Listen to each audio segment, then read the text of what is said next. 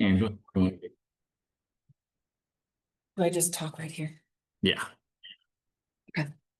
So, hello and welcome to our Getting Up and Going with GitHub and open source software. We are so excited that you're here in person and so excited that you're here online. We really appreciate your attendance.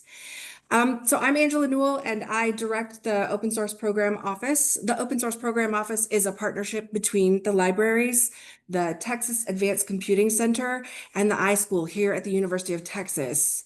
The partnership serves to support researchers who are dealing with open source software in their research projects and in their labs. We offer consultations, we offer training, we offer all kinds of events and opportunities to engage with students and other researchers through our office.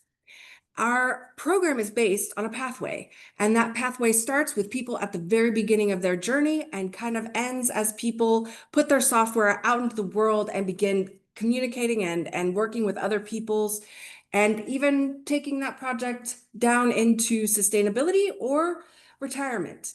We try to go through the entire pathway of progress and support with you. And we try to meet you where you are. So today, you're going to see one of our beginning trainings, but we offer more advanced trainings in things like containers, immersion trainings in languages, and we offer services that you might tell us that you would like. We also offer research matching. So if you have a research project and you're looking for students or people to work on that, we'd like to help you out with that.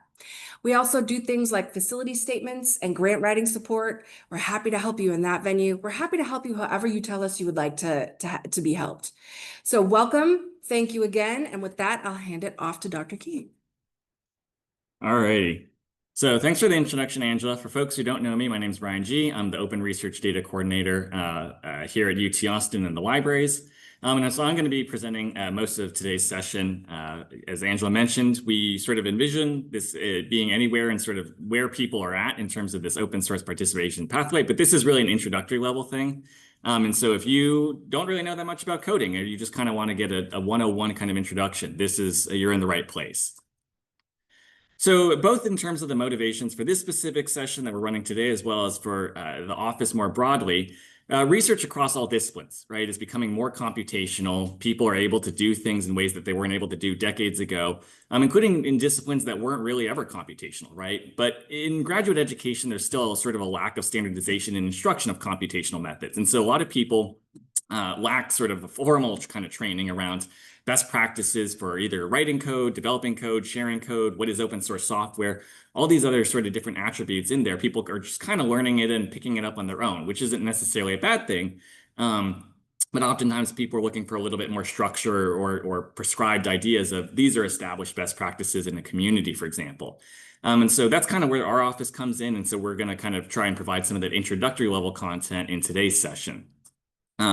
For anybody who wants to follow along, I just want to make a note that you can follow along with the slides at the bit.ly link that's up there in the top right. So bit.ly/getting started OSS up there. And so that'll also give you access. So then you have all of the links that I hyperlink to in today's presentation. So there are really sort of four objectives, I think, for today's session. Again, we're really focusing on some of these more introductory level parts of the open source participation pathway that we have here. Firstly, to build basic literacy with open source software and its role in the research process. What is it? How do researchers interface with it? What are the different ways in which people can contribute to open source software? Building basic literacy with common tools and platforms for working with open source software. We're not going to be getting into any sort of disciplinary specific types of programs or things like that, but giving people sort of the broadest brushstroke of major platforms and tools.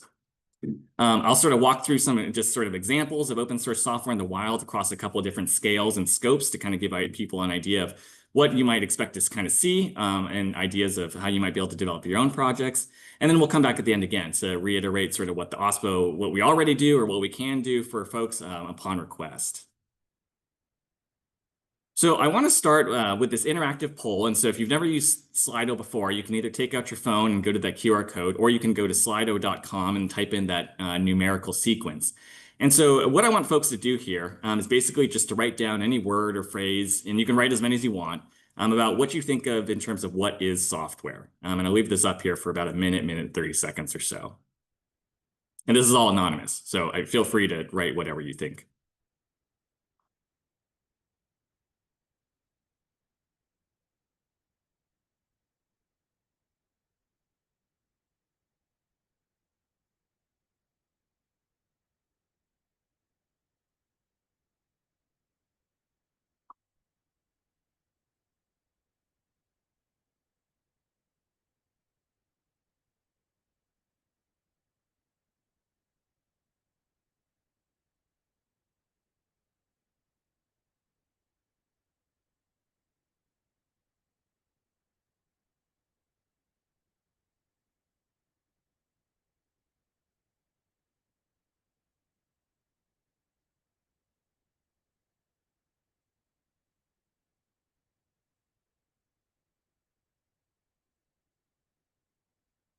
Give it 30 more seconds for folks to get in some responses. This is all looking good.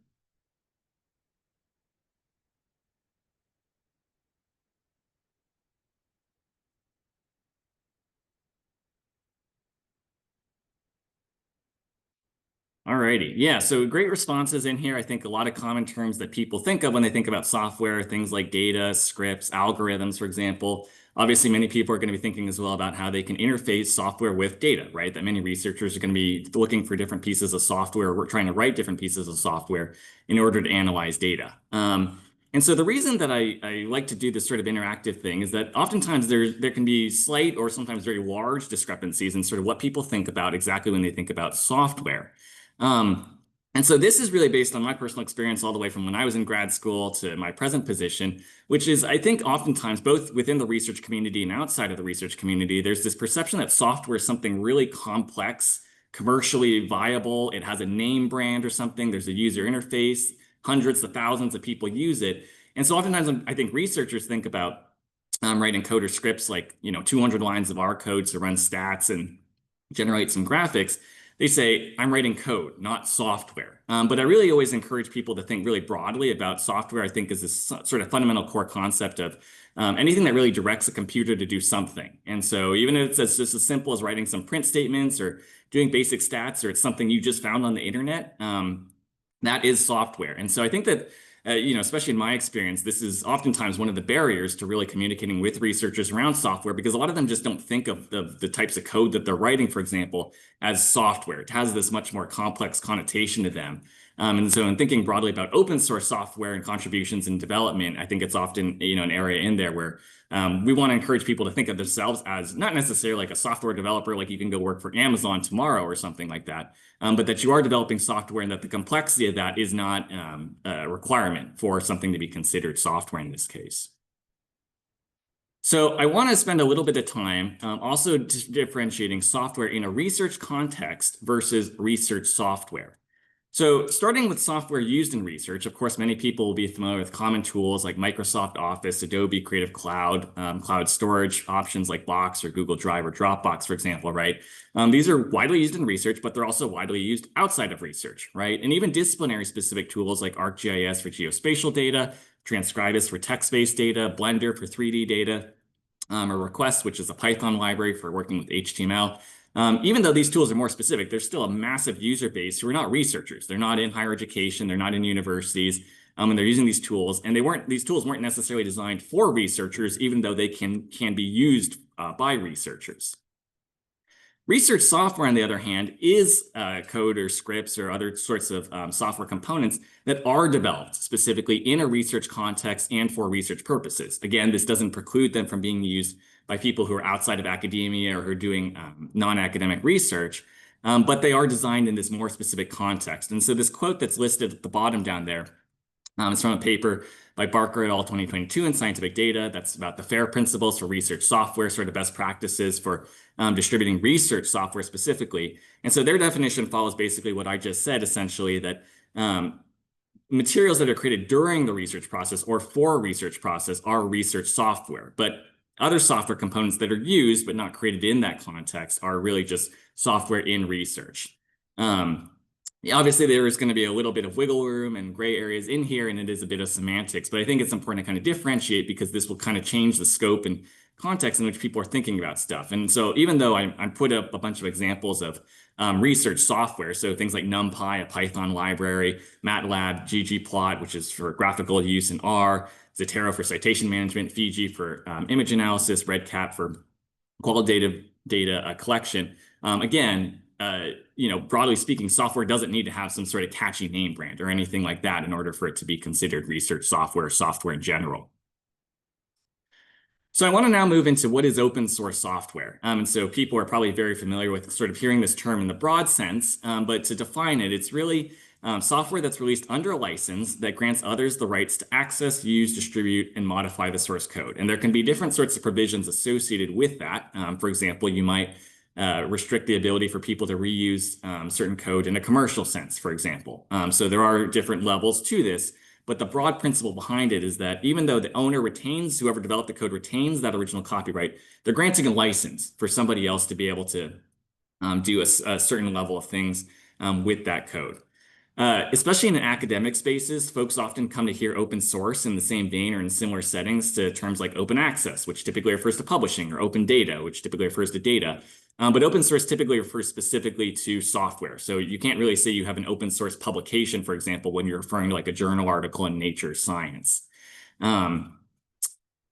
And so, regardless of what your role is in the research ecosystem and whether you yourself are a coder, people are routinely interacting with different pieces of open source software in their regular lives. So if, like me, you prefer to use Mozilla Firefox as your web browser, that's a common example of an open source piece of software.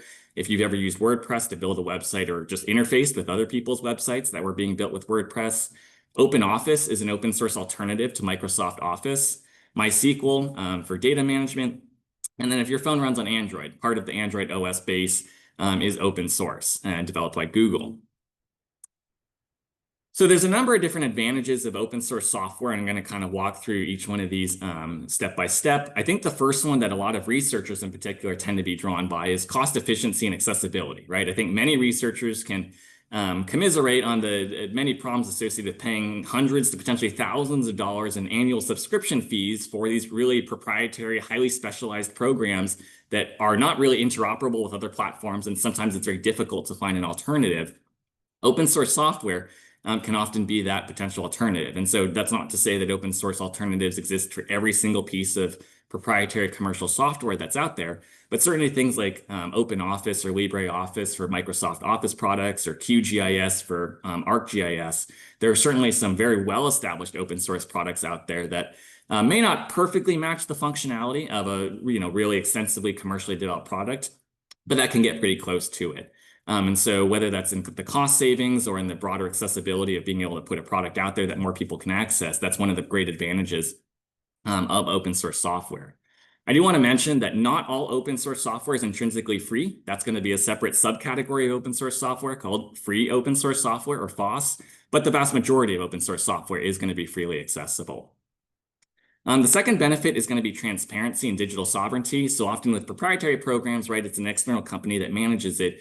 You're not involved at all with the coding. And even if you wanted to be, you probably can't be. And so you don't always necessarily know what's going on under the hood, which depending on the context might be problematic. If you're working with like a search platform, for example, and you don't really know how the algorithm is filtering results for you, that might impact the results of your research, for example. With open source products, you're going to be able to see all of that source code, right, and understand how these algorithms and models work, right? And so this is, for example, a big sort of discussion in generative AI models and large language models, right, about whether these models are open source or not, and people can kind of understand how they're weighting and training these models. Digital sovereignty can be defined in a lot of different ways, but it can range all the way from individual researchers all the way on up to national governments that are really just kind of seeking to assert autonomy and more control over their processes, workflows, data, what have you. And so I think, for example, in Europe, this is really popular right now, is sort of trying to distance themselves from Microsoft, an American company, and try to find open source alternatives that allow them to, for example, exert more control over how people's personal data might be shared when using different pieces of software. Flexibility and customization is another one of the major benefits. Obviously, if you're using a commercial solution, they're the ones who are kind of dictating the direction in which a product is developed. And so you might say, hey, I'd really like this feature, or this feature is not working for me, and they might just ignore you, right? But with an open source solution, if you're really good at coding, you might be able to develop a solution and flexibility and adapt a feature, for example, to work better for your particular use case. Or at least you might be able to find someone who, given enough instructions, can basically build that out for you, right? So whether that's being able to say, I need to sort of tweak this existing thing, or I need to build an additional feature, these are all benefits of open source software. Community support and engagement, because it's possible to get a lot of different external people, or even just people within your own institution or research group, for example, who can contribute to open source software. It can lead to these really, I think, healthy and diverse and really sort of synergistic communities in which there's a lot of different ideas being brought in. People are bringing different perspectives. Thinking about how to develop open source products in a way that creates a richer, holistic product. And I think, again, this is going to be a benefit that is typically not going to be possible with commercial proprietary solutions. And then the last one, sustainability and innovation. Innovation, I sort of just touched on a bit right there, but sustainability, I think, when you subscribe to a commercial-based platform, again, they're the ones who are sort of directing the development of that platform, which includes whether they keep maintaining that product. And so in many instances, proprietary commercial solutions just get sunsetted at some point because the company is not making enough money off of it, for example. And so in most instances, another company is not going to be able to step in and immediately continue that product unless they potentially pay a lot of money. And so you might have to switch to a completely different workflow after maybe building up a lot of workflows that are dependent on that specific piece of software. With open source software, if someone develops a product for 10 years, let's say, and then they run out of time or they retire or something, somebody else in the community who might be using that product will be able to continue and maintain that product, or maybe the community as a whole will be able to do it to ensure that it remains a viable component of a research project or broader non-research project component in these different workflows. One of the other things I think that we really want to emphasize here is that contributing to open source software can come in a lot of different forms. I think people are most likely to think about it in a coding sense, whether that's going to be making bug fixes or actively writing new code to develop new features or to enhance the existing infrastructure. But similar to the way in which research involves a lot of different components that aren't just writing papers or making figures or giving presentations, contributing to open source projects requires a lot of other types of contributions that people who don't necessarily have extensive coding experience can contribute to. And so this could be everything from writing documentation to suggesting features and finding bugs. I think honestly, one of the most useful things that a lot of people do with broad, globally developed open source projects is just being like, I'm a regular user and this isn't working for me. Could you guys do this? Or I think this is not working the way that the developers think it is. Can you investigate this? And so even just being a routine user of something and pointing something out to the developers of an open source project can be a really valuable contribution and way for people to be interfacing with open source ecosystems. Project management, especially for large projects, and helping to kind of manage any sort of like user queries that come in as well. Some projects are really large, right? And so especially as more people kind of start to pay attention to an open source project, there can also be a need for someone to kind of oversee and start directing how to sort of triage different issues, bug fixes versus feature requests, for example, and kind of direct the project a little bit more succinctly. And then the last thing in this vein that I want to touch on is that development of open source software is often a continual process. So it can often go and iterate, obviously, on many different steps, not just being the single sort of one-time linear development from planning it to actually implementing that solution, but that you might develop this product and then there can be external contributions from other people, or you just develop additional contributions on your own.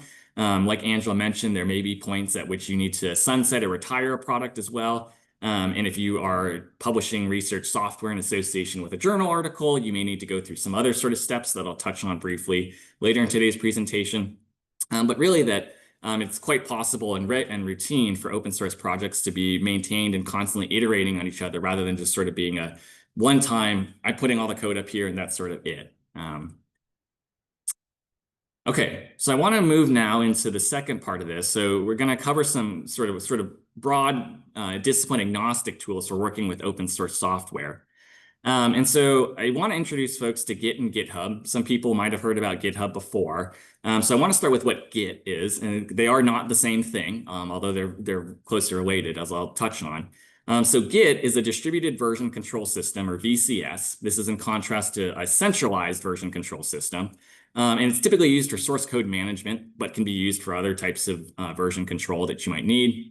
And so basically the way it works is that there is a centralized repository, but each person who's contributing to that project basically clones or copies down a copy onto their own computer or their own system in this case. And so now there are multiple copies of this essentially, right? And so there are many advantages to this sort of distributed system. For example, if you want to work on a project, it doesn't require that you connect to the internet and be able to access the one single centralized system, which is what would typically occur in a centralized version control system is, let's say, for example, like you work in Google Docs, for instance, right? In order for your changes to be actively synced, you need to be actively connected to the internet in order for you to be working on that, let's say Google Doc, for example. So when people pull down their own copies, right, I can be working on this at the airport. Those copies are obviously not going to be pushed directly back to the centralized version, but everyone will basically have their own copy. And then if I'm making improvements and someone else is making improvements and we want to commit those improvements back to that central copy, we say, hey, we think everybody will benefit from these. Then there are ways for sort of suggesting those changes and then implementing those changes back into the centralized one. And again, people can then draw down that new version. And then I think in this digital era, people can never have enough backups of things, whether your dog eats your hard drive or you drop your computer and run over it with your car, right? Having more digital backups distributed in different fashions is always a benefit, including across teams. So GitHub specifically is one of many platforms that runs on Git. And so Git underpins GitHub, just to make sure that sort of hierarchy is clear. Sometimes you'll hear people say Git and they really mean GitHub specifically. So this is just kind of important, like sort of colloquial slang thing, I think, to be aware of. But there are a number of other Git-based platforms, some of which I'm showing here. Folks might have heard about some of these as well. Platforms like Bitbucket, GitLab, Hugging Face, or SourceForge. These are all Git-based platforms as well. And so they operate in, generally speaking, a very similar sense because, again, they're using this distributed version control system, but they'll have different sort of components with like the web interface, for example, and desktop apps. We don't want folks to come away from this thinking that like GitHub is absolutely the best solution, or if you're not using GitHub, you have to switch to using GitHub. Or that if you are starting fresh, that GitHub should be the first one that you should try. There's a number of different considerations in here about which one of these platforms might be preferable for you. Obviously, if you have existing workflows within a team and you might use one of these other platforms and it's working for you, there's not necessarily any reason that you need to change that up necessarily, right? If it ain't broke, don't fix it, I think is really the underlying principle there.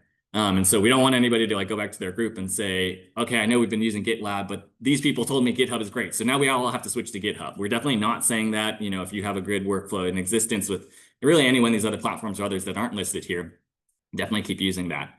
In some cases, some platforms will be more popular among certain disciplines. So Hugging Face, for example, is really popular among AI machine learning folks, for example. So whether you want to find projects that are related to that, or get more visibility on a project, or share your project with that community, sometimes that can be a slightly more targeted way to distribute that. Although you can certainly use GitHub, and there's plenty of AI and machine learning related projects that are on GitHub or Bitbucket or GitLab as well. Integrations with other platforms. A lot of these platforms work as part of a broader project management multi-tool suite. So folks who might use Atlassian, for example, for document management, or use other Atlassian products like Jira for project management. Bitbucket is an Atlassian tool. So if you really like using Atlassian, you might want to be using Bitbucket because it might allow you to kind of synchronize a lot of your workflow components in there. Interface infrastructure and learning curve. I mean, in general, all these platforms, again, have pretty similar types of features. They're not hard to learn how to use in general. You also shouldn't feel obliged to like, well, let me try every single one of these and then make a decision about which one is going to be the best. Again, if you have one that works, you can stick with that one, or you kind of just you randomly pick one and that one works for you. Not necessarily a reason to go out and sample more broadly. But you might prefer a certain user interface or desktop app, for example. And these can be totally legitimate reasons to prefer one over another. And then I think the last thing are philosophical considerations. Obviously, as with anything else in terms of like consumer choices, there might be different sort of attributes of how a company is run or managed that might influence your decision. So some folks, for example, don't like GitHub because it's owned by Microsoft and they don't like how Microsoft operates, for example, or they don't like the fact that GitHub itself is not its own code is not actually open source, even though it's a platform that hosts open source code. So for some people, that's not going to matter. For some people, that does matter, right? And so there's these different sorts of consumer decisions as well that might factor into how you think about picking your platform. Briefly, I'll just mention, because some folks might have encountered GitHub through sort of non-coding fashions, even though GitHub is a platform specifically designed for code, and that's mostly what it should be used for, there are plenty of other uses that researchers or faculty members will use GitHub for. Some people use it exclusively for product or project management, but there's no actual code. So the example that folks can check out on their own later, the slides is for DataCite. For folks who don't know, these are the people who mint and maintain the DOIs for data and software. So they have a whole GitHub repository that's just for people to suggest features. So they don't have, their code base is in a separate GitHub repository, and they just have this single standalone one where they just collate different suggestions for how to improve their platform and functionality. Many people like using GitHub for creating personal websites as well. It is pretty easy to do. And if you have a GitHub account that you use to manage your code as well, again, you can kind of synchronize some of these things a little bit more easily. And then certainly there are faculty members who will use this for like course or workshop materials. And all of these are sort of harnessing features that can be used for software development, but don't exclusively have to be used for software development. Again, I just want to emphasize GitHub is designed for software. There are certainly other platforms that are designed for these other sorts of purposes as well. But if you're already using GitHub for these types of purposes, again, if it works for you, there's no need to necessarily change that up. Okay, so for folks at UT Austin, and possibly for folks on this call who are at other institutions, you may have access to two versions of GitHub, basically. So there's the general GitHub on the left, github.com. Anyone in the world can access this. So if you create a project and you make it public on github.com, anyone around the world at any institution, not from an institution in other countries and other continents, will be able to see that, contribute to it, reuse it. The enterprise version, in this case for UT Austin, but if you're at a different institution, your institution may also have its own enterprise agreement with GitHub, is only for people at that institution. And so for UT Austin specifically, it's only for faculty and staff, sorry, students. But so if you log into the enterprise GitHub, which will be through the single sign-on login, you won't be able to see any content that's in the general GitHub, and vice versa. Anyone who's on the general GitHub will not be able to see anything that's in the enterprise version. So the enterprise version is really good if you are only collaborating with people within your institution, for example. So like I'm a member of the research data services team. So when we want to collaborate together on just projects that only involve us, we might just use the enterprise GitHub because we want to collaborate on GitHub amongst ourselves, but we don't really have a need to make that more broadly available to somebody outside of UT Austin. It's also kind of, I think, useful to use as almost a sandbox. If you don't really know that much about GitHub and you just kind of want to try some things out, but you don't want the entire world, hypothetically, to see everything that you have going on, but you want to test what happens if you make something public, for example. The enterprise account is kind of nice because it's literally just going to be UT Austin people in this case. You're going to see it. And I promise you, no one is going around looking for like bad GitHub repositories or people trialing things out. Nobody has enough time to kind of care about that. So I mentioned previously, again, that developing open source software is not just about writing code. So I want to mention a couple of other important components, regardless of whether you use GitHub or Bitbucket or GitLab or what have you, that it's not just about the code or just putting that code up there, but that there are other sort of important supporting ancillary components to these open source projects to really ensure that they're well maintained and accessible for others to understand. So I'm going to talk about 3: documentation, collaboration guidelines, and licensing. Okay, so documentation tends to be pretty straightforward. This is a really, in my opinion, really well-established sort of discipline agnostic standard, including especially across industry, to provide something called a README file. And so the README file is usually titled in all caps README to attempt to attract your attention that you should read this before you do anything. Like the IKEA instructions that most people don't read before they attempt to put the furniture together. But for software, you should probably do this to make sure that something is not going to install like malware onto your computer, for example. And so README files can be written a lot of different ways. There can be a lot of different content. I'll show some sort of different examples toward the end of today's session. But there's some sort of common components that I think people should always be putting in README files for software specifically. And that can be a brief overview of the project, what it is, especially if it has some sort of funky acronym or name. It may not be immediately obvious what that particular project does. So saying exactly what it does or doesn't do is important, and how it might interface with other programs or projects. Some projects require specific installation or usage instructions. There might be certain dependencies. There are other programs that you need to have installed on your computer before you can either install or operate in open source projects. You might need to have Java installed, for example. Sometimes folks will provide brief examples. So for example, let's say you have an R or a Python package that's being used for visualizing data. It's pretty common to maybe show some examples of like, hey, here's what you could do with this to kind of entice people. Like, hey, just as like a quick sneak peek, this is what you could do if you're interested in using this open source product. You can make these cool graphs, animate these things, what have you.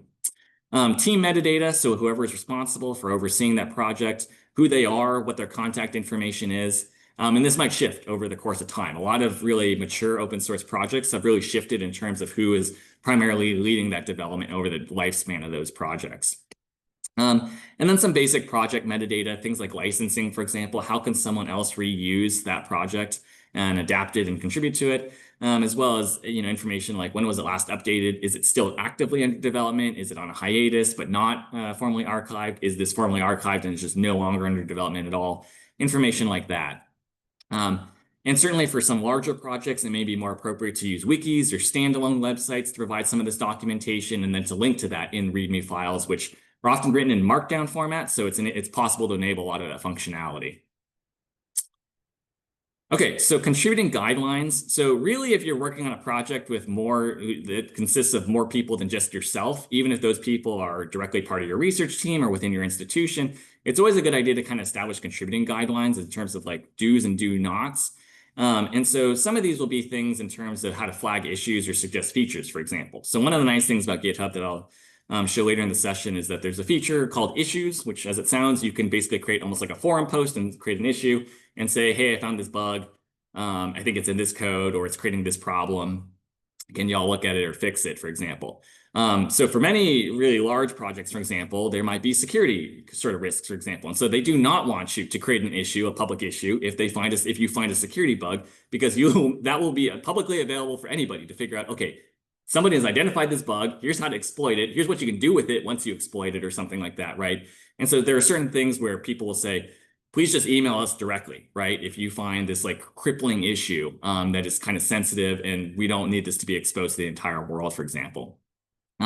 If you are writing code, there will be different ways to kind of contribute that code back to the main code base. So you have your own copy, right? And there's a centralized copy. And the different ways to go about contributing code back to that central version of the repository. So one of the features in GitHub, for example, is called a pull request. So if I have a version, I make some edits to it, and I want the central version, the original version, to implement those changes, I create what's called a pull request, and then whoever maintains the original version looks at it and either goes, yeah, this looks great, let's incorporate it, or do they go, no, this is a terrible idea, or it's not working, and they decline that request. And then again, if you're going to be writing code, there are obviously different preferences for syntactical and sort of stylistic preferences for how to write code. And so writing your code in a way that merges best with the existing code base. So whether that's using double versus single spaces, single versus double quotes, some of these basic, how to name variables, for example, these types of things that will just kind of harmonize that code base to make sure not to obfuscate the fact that many people have contributed to it, but to really streamline it and make it as uniform as possible so that other people aren't sort of tripping over why are these things differently formatted and getting confused in there. Codes of conduct, also something that tends to be kind of important if you're working with more people than just yourself. This is more about sort of like the way in which people are interacting with each other in the platform, whether that's on GitHub or another sort of platform.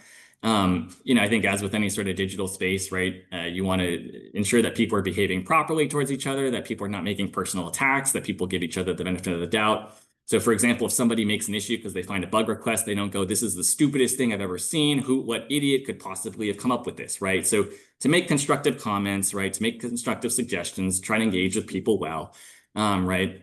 And then also to prescribe, what sort of practices are in place if somebody does think that someone is behaving inappropriately, and then sort of how that will be addressed and who's responsible for doing so. Okay, so the last ancillary component I want to talk about is licensing. So why license open source software? You sort of have to license the software to make it open source because the default is that you have copyright and it's all rights reserved. In other words, that no one else can do anything with it other than just look at it. And so oftentimes people don't select any sort of copyright license, and this can be really ambiguous.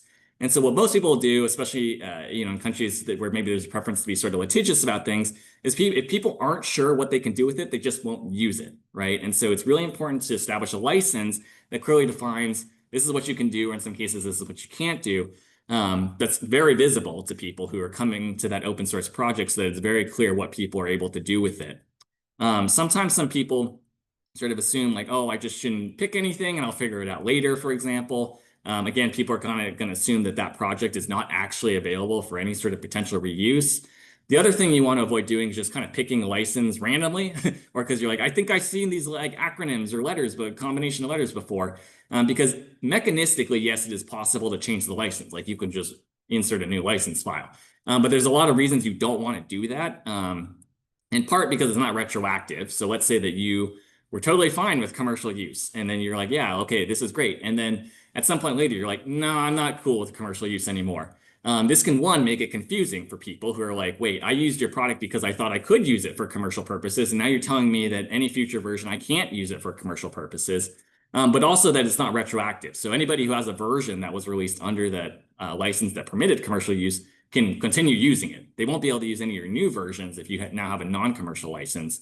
But that's not a way to basically block anybody from any sort of future use in that way. So it is really behooves people to think very carefully and to ask us questions. If you don't know anything about licensing, which realistically most researchers are not really experts because that's not what they teach in grad school. And so I want to briefly talk about just some examples of software licenses. It can be very daunting, I think, because there are like hundreds of software licenses out there. But there are a couple that are really very mainstream and very commonly used that are perfectly appropriate for research open source projects. So permissive licenses are, as they sound, pretty permissive. You can do almost anything you want with these, including for commercial reuse, as long as there's attribution of whoever the original developer was. And so some of the common examples of these are MIT, which was developed by the institution MIT, as well as BSD3. Another class of software licenses are copyleft licenses. So these are pretty permissive as well, but they specifically require that any derivatives be released under the same or equivalent conditions. And so this ensures that any sort of derivatives remain in the open source ecosystem, whereas something under a permissive license, for example, could be picked up by a commercial entity who then makes it private and develops it in their own way for their specific version of it. So examples of copyleft licenses are like new GPL or LGPL, which are similar variants off of each other. Oftentimes, and this comes back to my point about sometimes people pick a license just because they've seen it before in some sense, and they aren't actually sure if that's the right license, are Creative Commons licenses. So things like CC BY or CC BY NC. These are really commonly encountered by researchers because those are the types of licenses used for things like preprints and open access journal articles. But this quote up here from Creative Commons says that we recommend against using Creative Commons licenses for software. Instead, we strongly encourage you to use one of the very good software licenses, which are already available.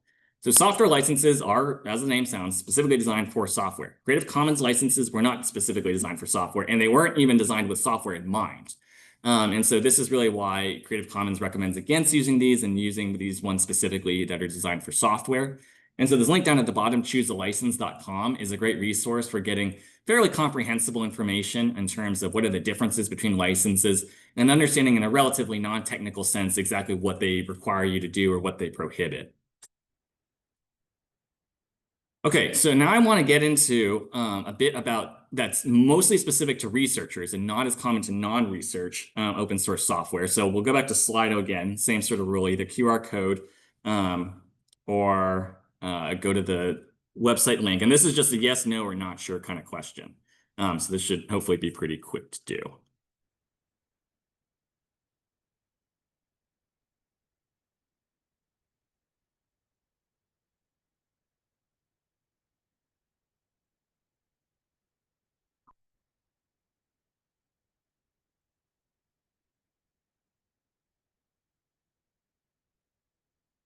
And again, it's all anonymous, so feel free to write whatever, answer however.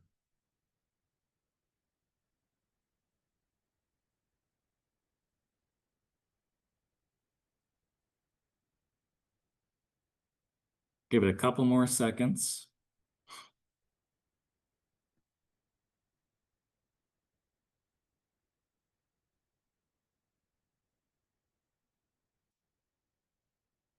Okay, great. So this is interesting. Good to see these results. So this is what I thought this was going to be. And now I'm about to debunk the people who said yes. Okay, so this is a common misconception, and it's a common challenge, I think, for many researchers and people involved in the research entity. So I want to emphasize a couple points here. The first is obviously I've spent a lot of time recommending using GitHub or similar platforms. That is not changing. But I think it's important to recognize that GitHub was not designed for academic purposes, even though academic users are a growing share base of GitHub users in general, right? The vast majority of people who have used GitHub, who are using GitHub, are like industry developers who are working for things like nonprofit firms or like global multinational firms, like my brother who works for Amazon, right? And so as a result of this, GitHub lacks some of the infrastructure that's necessary to meet the standards required for different parts of scholarly publishing.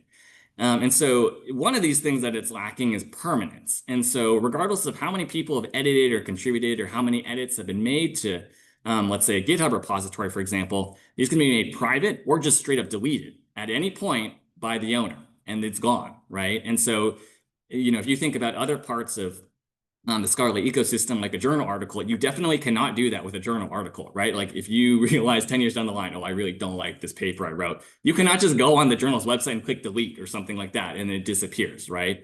And so part of this is that GitHub doesn't issue DOIs or any sort of persistent identifier, what we call a PID. And so increasingly DOIs or PIDs in general are being required by journals and funders for all sorts of research outputs. And so I am very well aware that people continue to publish GitHub repositories in their data and software sharing statements or the materials and methods sections. Some of my friends do it in spite of me telling them not to do it. But I want to emphasize that this is increasingly being recognized, one, as a problem, that there are active problems associated with this. and that both funders and journals are increasingly cracking down on this and not permitting this sort of use.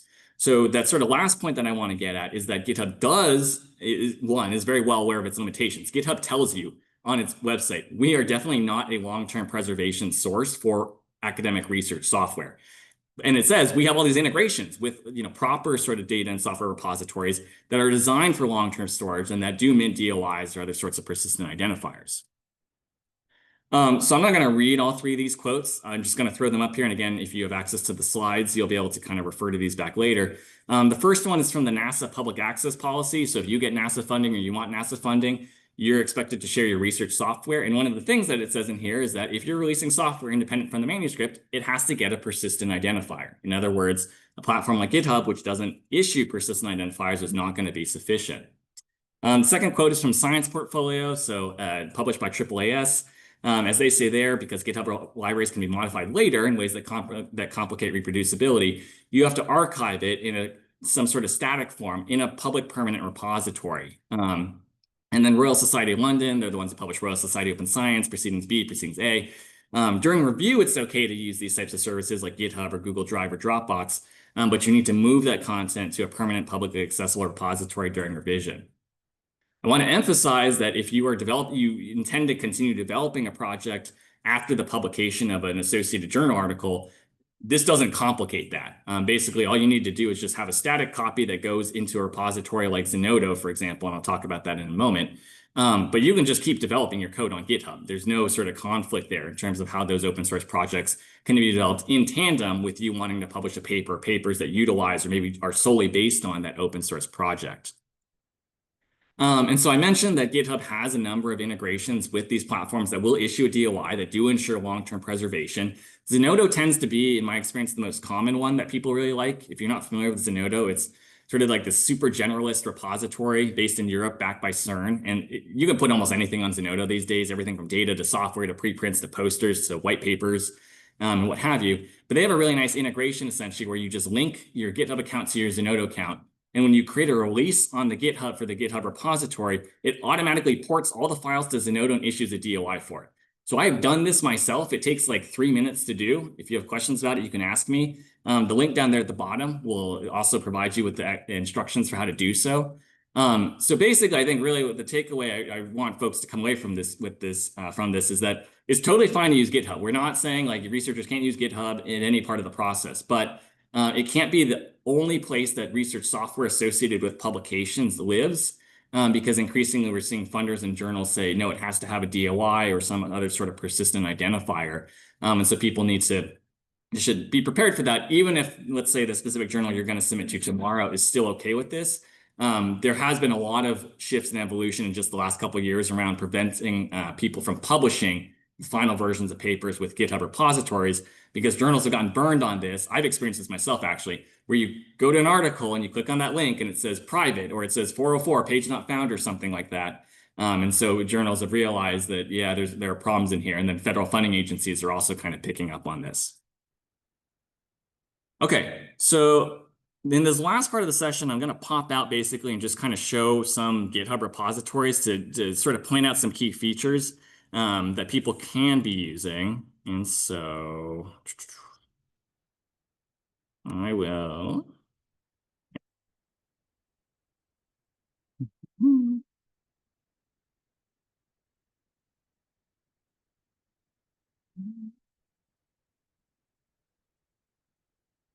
Okay. So people should be able to see screen again. Post in the comments if you can. So this first example I'm going to show is a very large open source project. So this is React. Most people probably never heard about this, but this is used as the underlying source for a lot of web development across the world. And so React was originally developed by Facebook, actually, now Meta. And they actually continue to develop it for free. It's sort of some of these companies sort of do these free open source software projects as kind of a community goodwill thing. And so you can see if you kind of look at metrics up in this upper right here, for example, watch and starring is basically like people who are paying attention to that. And the difference is in whether you want all of the notifications or none of the notifications. And forks is basically how many people have created their own copy of this. So you can see there's an extensive amount of people or companies or other organizations that have used React. And again, this is widely used across a lot of different settings and ecosystems. So they have, all their code is down here and stuff. And so what I want to show, for example, and so you get down to this bottom, and so the README will display by default, for example. And so again, this is in Markdown format, so it'll render really nicely in HTML. And so it does things like it tells you this is a JavaScript library for building user interfaces, right? And it tells you a couple things about it. You can click on this link here, for example, and it'll take you to a different page, right? That will show you like, here's some of the quick basic things. And so this is an example, like I was talking about, where sometimes for really complicated projects, or if you have kind of like a project website, you might want to have a link out to an external website from that README file. It tells you things you need to know about how to install it. There's additional stuff about documentation. Obviously, this is a pretty complicated one, so there's going to be a lot of stuff. Some examples in here, a contributing guideline. So this again will link out to separate pages as well. So the contributing guide will tell you, okay, if you want to contribute to like the code base, for example, this is what you need to do for, so how to propose bug fixes and improvements. And then they have a code of conduct, right? So if you're contributing to our project, these are the rules you have to follow and that we expect you to follow. Again, for big projects, they'll actually have this thing under their issues, essentially. In this case, there's only one, but sometimes for really big projects, they'll have things where it's like, if you want to contribute, here's a really entry-level type thing that we think people can work on. But so this is this feature in GitHub that I mentioned before, issues. And so you can see they have a lot of issues. This is like way more than you would expect to see for a researcher, for example, but I'm just showing this as an example of a really high scale, high level open source project. And so, everything can in here from like, okay, this person can't use the dev tools. That sounds like a bug, for example. A lot of these look like bugs. Yep, bugs. And so all of these are being created by different people. Anyone can comment in and say, hey, I'm experiencing the same problem. Or someone can say, no, I'm not experiencing this problem. Maybe it's your OS or your browser or something like that, for example. And then I briefly mentioned pull request. This is when basically someone has created a change on their own copy and they want to contribute that back. This is what this looks like, is that all these people have modified some component of this original React code, and now they want to suggest that be implemented back into the original React code base. 232 of them so far, which is quite a lot. So the next one I want to show, this is one that's developed by a UT researcher, Klaus Wilke in integrative biology. So this, if you're familiar with R and you use ggplot for doing your graphics, this is basically like an add-on to ggplot, which is itself an open source project. And so I think this is another good example as well to kind of demonstrate that open source projects don't need to be standalone. They can sort of be accessory or complementary of existing open source projects or non-open source projects in some cases as well. And so again, Klaus has all his code in here and what have you. He has this nice sort of short README. There's this like fun little icon, for example. I'll point out this. So Klaus uses that GitHub to Zenodo integration that I talked about. And so this is what the Zenodo deposit associated with this GitHub repository looks like. So it has all the people who contributed to it. The actual code is in here. And if you scroll down here, this is the DOI, like this is giving you the DOIs. And Zenodo is nice because it'll give you a DOI for each version or each release of the code that you make on GitHub. So this is really good for being able to point to a specific version in a citation, for example, and say, I use this exact version. So again, one of these benefits of these using these sort of like paired processes. The README will tell you things about the installation. If you're on R, usually you're going to go through CRAN, which is the specific repository for R packages. And again, like I mentioned, you can link out, in this case, to an external website that tells you some of these things about how to use it. It'll probably show you some examples of, this is what this particular package does, for example. And so I think, even for smaller projects, if you have like a project website or something, or want to put one together, that can definitely be useful to make for a more concise README, and then you can just link to that in your README file.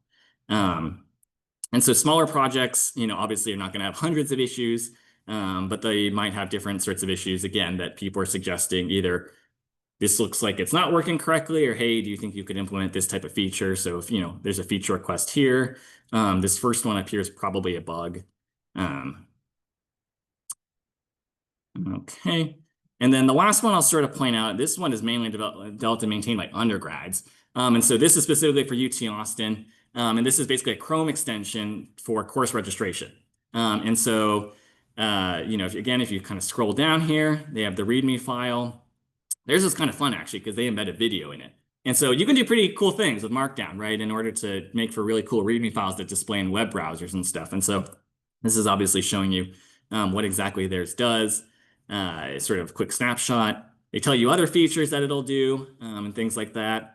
There's some more developer-based things in here, VS Code extensions if you're going to be writing code. They also have a contributing section, right? It tells you, okay, here are the things you need to know if you want to help contribute to this code base. Here's what you would need to do. Here's how to install it.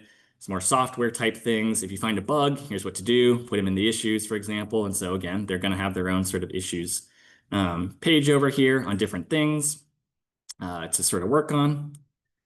And then they have a code of conduct. And then the other thing I'll call attention to again is on all of these, they have this license. And so this license, again, right, very prominent, and it tells you what you can, or in some cases you can't do. And they're using MIT, which is one of the most permissive licenses. You could pretty much do anything with software under license under MIT, as long as you clearly attribute who originally developed it. So you can see this is like a really short license document. So again, there's not really very many restrictions on this.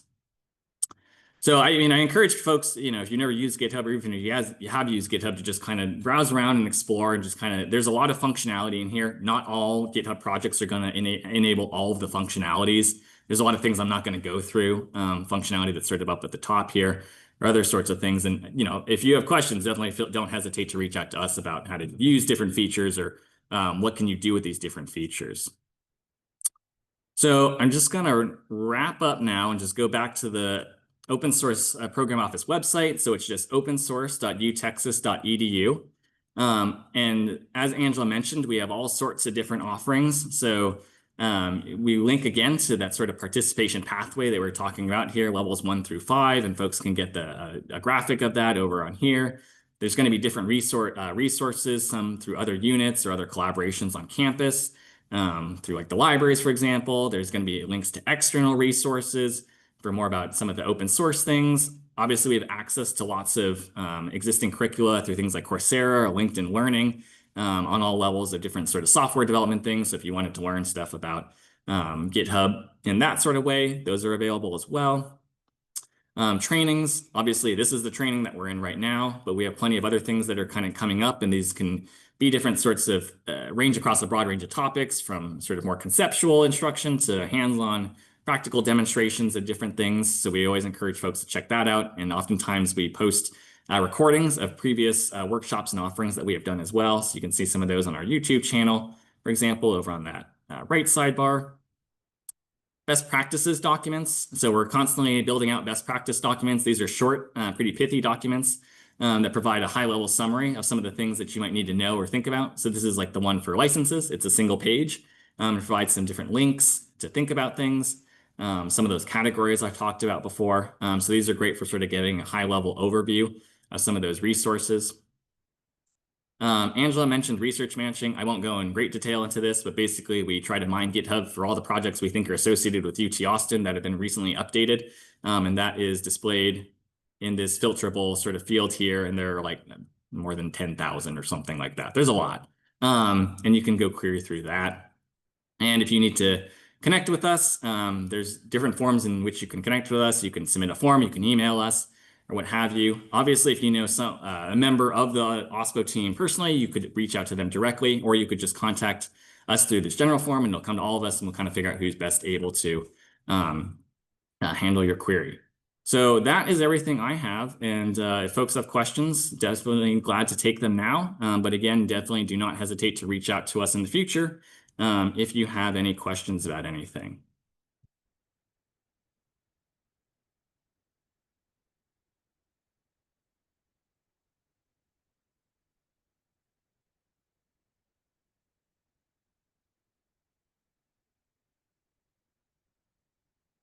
Michael, any questions?